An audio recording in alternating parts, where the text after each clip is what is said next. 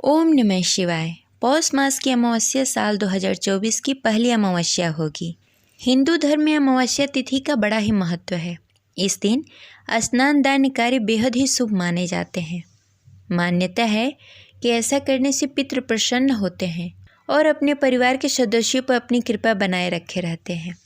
इस दिन धर्म कर्म के कार्यों में पितृदोष से मुक्ति मिल जाती है और घर में सुख समृद्धि और खुशहाली आती है। सनातन धर्म में अमावस्या तिथि का बड़ा ही महत्व है। यह दिन पितरों के पूजन के लिए समर्पित है। ऐसा कहा जाता है इस विशेष दिन पितरों की पूजा करने से पितृदोष से मुक्ति मिल जाती है, साथ ही जीवन कल्याण की ओर आगे बढ़ता है। अब चलिए सुनते हैं अमावस्या व्रत कथा। कथा शुरू करने से पहले कमेंट बॉक्स में लिखें हर हर महादेव। एक नगर में एक गरीब ब्राह्मण का परिवार रहता था, जिसमें दोनों पति पत्नी दंपति के साथ एक उनकी पुत्री भी थी। दंपति की पुत्री धीरे धीरे बड़ी हो रही थी। उस लड़की में समय के साथ सभी स्त्रियों गुणों का विकास हो रहा था। ब्राह्मण की लड़की बहुत ही रूपवती, अपूर्ण रूप से संस्कारी और गुणवान थी। फिर भी उसकी शादी में दिक्कतें आ रही थी। उसकी शादी नहीं हो रही थी। ब्राह्मण परिवार बहुत ही चिंतित था। एक रोज ब्राह्मण के घर में एक साधु महात्मा का आगमन हुआ। उस साधु महाराज की उस ब्राह्मण की कन्या ने बहुत ही सेवा सत्कार किया। साधु उस कन्या की सेवा से अत्यंत प्रसन्न हुए। साधु ने कन्या को लंबी आयु का आशीर्वाद देते हुए कहा कि इस कन्या के हाथ में विवाह योग रेखा नहीं है। तब ब्राह्मण दंपति ने साधु से इसका उपाय पूछा। कन्या ऐसा क्या करे कि उसके हाथ में विवाह योग बन जाए। साधु महाराज ने कुछ देर विचार करने के पश्चात अपनी अंतर्दृष्टि से ध्यान कर बताया कि कुछ ही दूरी पर एक गांव में सोना नाम की एक धोबिन महिला रहती है। अपने बेटे और बहू के साथ रहती है, जो कि बहुत ही आचार विचार एवं संस्कार संपन्न तथा पतिव्रता स्त्री है।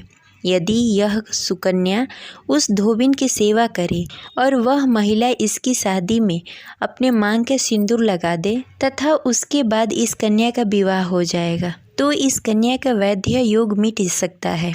साधु ने यह भी बताया कि वह महिला कहीं बाहर आती जाती नहीं है।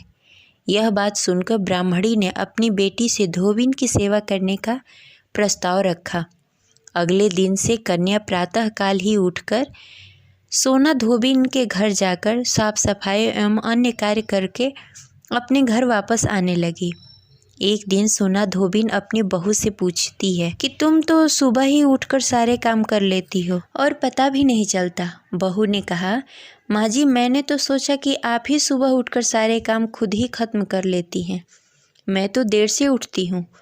यह सब जानकर दोनों सास बहू घर की निगरानी करने लगी कि कौन है जो सुबह घर में आकर सारा काम करके चला जाता है। कई दिनों के बाद धोबिन ने देखा कि एक कन्या मुंह ढककर अंधेरे में घर में आती है और सारे काम करने के बाद चली जाती है।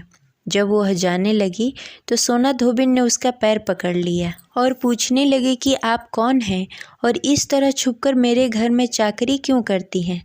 तब कन्या ने साधु द्वारा कही गई सारी बातें बताई। सोना धोबिन पति परायण थी, अतः उसमें तेज था। वह तैयार हो गई। सोना धोबिन के पति थोड़ा अस्वस्थ थे। उसने अपनी बहू से अपने लौटकर आने तक घर पर ही रहने को कहा। सोना धोबिन ने जैसे ही अपने मांग का सिंदूर उस कन्या के मांग में लगाया तो सोना धोबिन का पति मर गया।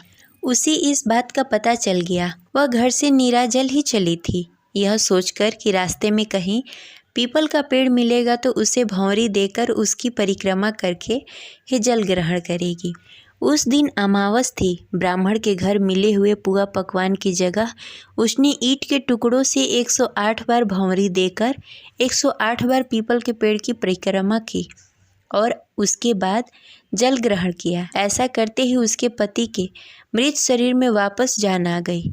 धोबिन का पति फिर से जीवित हो उठा। इसीलिए सोमवती अमावस्या के दिन से शुरू करके जो व्यक्ति हर अमावस्या के दिन भंवरी देता है उसके सुख और सौभाग्य में वृद्धि होती है। पीपल के पेड़ में सभी देवताओं का वास होता है, अतः जो व्यक्ति हर अमावस्या को न कर सके वह सोमवारी अमावस्या के दिन यह अवश्य करे।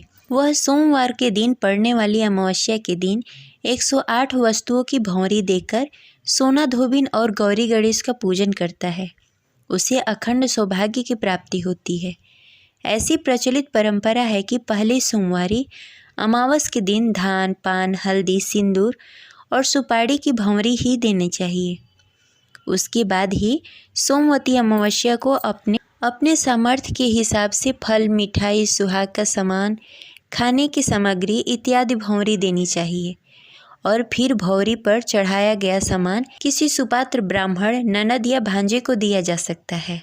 ये रही आज की कथा। आशा करते हैं आपको अच्छी लगी होगी, तो इस वीडियो को लाइक करें और ज़्यादा से ज़्यादा लोगों को शेयर करें। अगर आप हमारे चैनल पर नए हैं तो इसे सब्सक्राइब करें। मिलते हैं अगले वीडियो में, तब तक के लिए हरे कृष्ण।